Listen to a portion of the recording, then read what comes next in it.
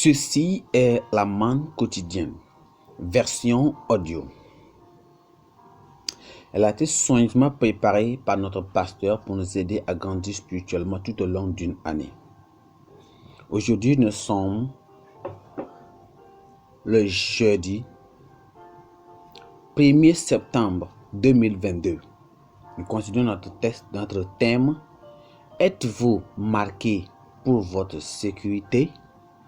Êtes-vous marqué pour votre sécurité? Prions. Père, nous te remercions aujourd'hui. Nous t'adorons pour cette opportunité que tu nous as donnée de pouvoir être comptés parmi les vivants ce jour. Nous prions, Seigneur, ce que tu as pour nous aujourd'hui, nous pouvons le comprendre et le mettre en pratique à notre vie au nom de Jésus. Nous te remercions pour cette parole. Conduis-nous dans cette parole. Au nom de Jésus, nous avons prié. Nous considérons aujourd'hui, êtes-vous marqué pour votre sécurité?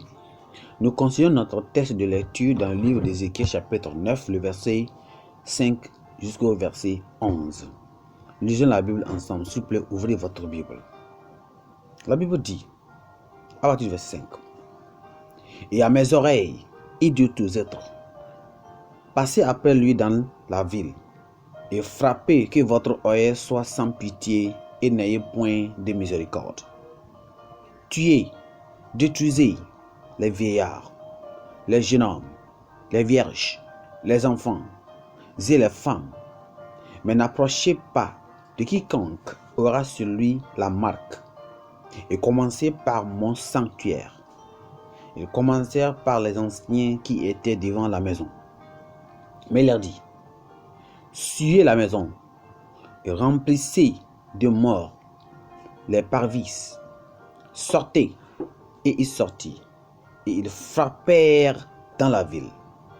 Comme ils frappaient, et que je restais encore, je tombais sur ma face, et je m'écriai, « Ah, Seigneur éternel, détruiras-tu tout ce qui reste d'Israël en répandant ta fureur sur Jérusalem? » Il me répondit, « L'iniquité de la maison d'Israël et de Juda est grande, excessive. Le pays est rempli de meurtres.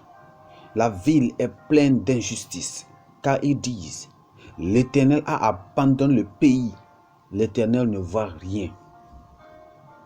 Moi je serai sans pitié et je n'aurai point de miséricorde. Je ferai retomber leur œuvre sur leur tête. Et voici, l'homme vêtu de lin et pourtant une écritoire à la ceinture remplit cette réponse. J'ai fait ce que tu m'as ordonné. Notre verset clé dit, dans le verset 6 dit, tuez, détruisez les vieillards, les jeunes hommes, les vierges, les enfants et les femmes, mais n'approchez pas de quiconque aura sur lui la marque, et commencez par mon sanctuaire. Ils commencèrent par les anciens qui étaient devant la maison. Allons dans le message. Dans sa quête pour éradiquer les maladies mortelles chez les enfants et réduire considérablement le taux de mortalité infantile, le Fonds des Nations Unies pour l'enfance, UNICEF, en collaboration avec d'autres organisations corporatives, a mobilisé des ressources pour le développement de vaccins à administrer aux enfants. Bien que le coût de production et de ces vaccins soit énorme, ils ont été mis gratuitement à la disposition de nombreux pays en développement où ces maladies mortelles sont répandues. Mais la décision de se faire vacciner pour la protection de son enfant est toujours volontaire.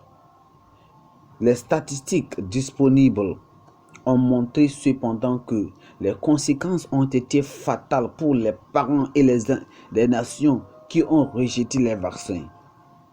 Il en est de même du salut du péché. Dieu le donne gratuitement à ceux qui en prennent soin. Mais il y a la damnation pour ceux qui le rejettent. Le passage donne un enregistrement clair du commandement de Dieu pour le jugement du ciel sur les habitants de Jérusalem, comme la punition pour leurs péchés et leur damnation. L'ordre de détruire était sans préjudice du test, de l'âge, du statut. Cela relève le fait que le jugement de Dieu pour le péché, chaque fois qu'il vient, est toujours total, sans aucune autre considération extérieure.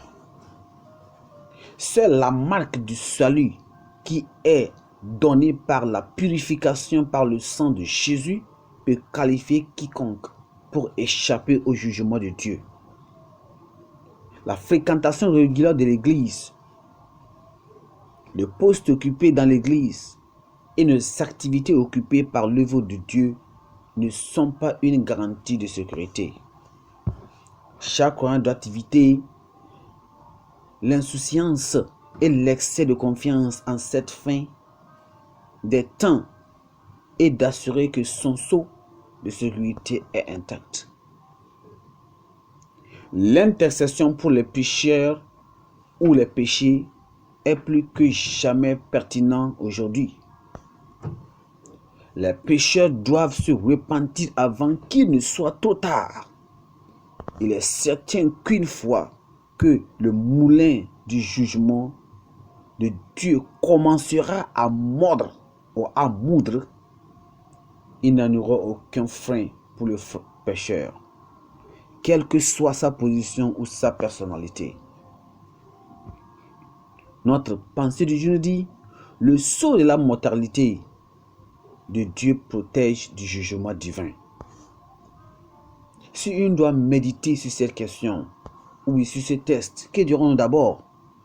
On dira d'abord que le jugement des chrétiens, on parlera premièrement des jugements des chrétiens qui professent.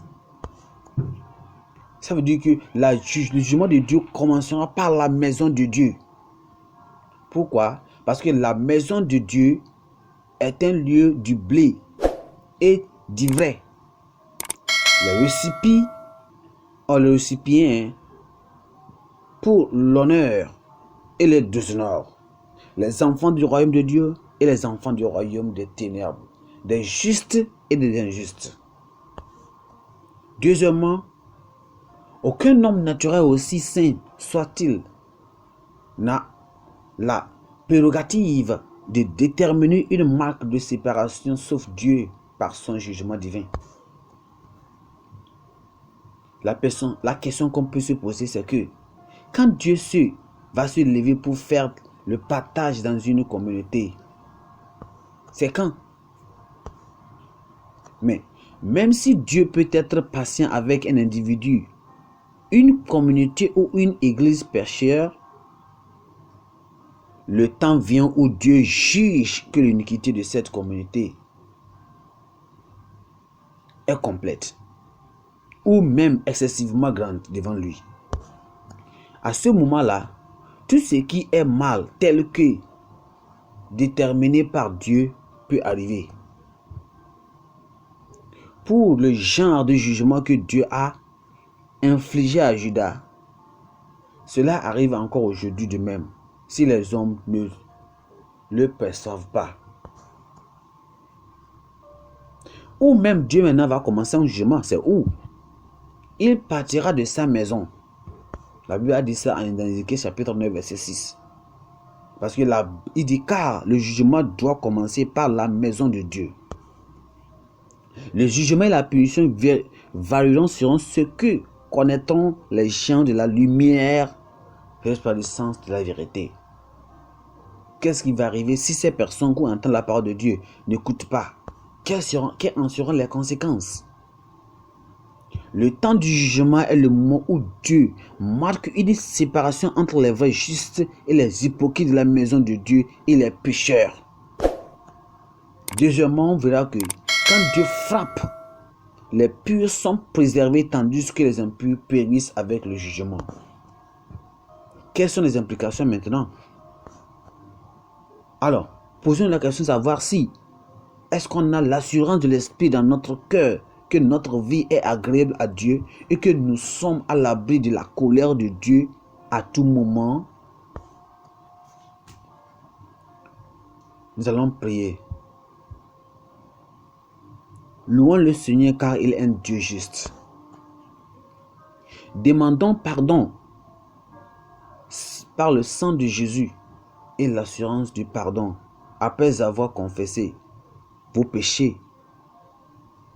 En cas où nous ne serions pas assez justes pour Dieu. Prions. Père, nous te remercions aujourd'hui, nous te glorifions ton nom, t'exaltons pour l'opportunité que tu nous as donnée. Nous demandons, Seigneur, que tu nous pardonnes au nom de Jésus, par le sang de Jésus, et tu nous l'assurance que nous sommes rachetés par ton sang, et nous sommes pardonnés de tous nos péchés. À travers Jésus-Christ, le sang de Jésus nous lave, nous purifie, nous justifie. Seigneur, nous demandons que ton esprit de conviction du péché et de repentance se répande sur les églises de notre nation, même dans nos cœurs. Nous demandons, Seigneur, que la miséricorde de Dieu qui sauvera notre nation de toutes les formes de mal et de même de catastrophes naturelles vienne. Seigneur, merci parce que tu nous as écoutés. Au nom de Jésus, nous avons prié. Nous considérons notre lecture biblique d'aujourd'hui dans le livre de Psaume, chapitre 78, 72 jusqu'au chapitre 77. Merci, que Dieu bénisse.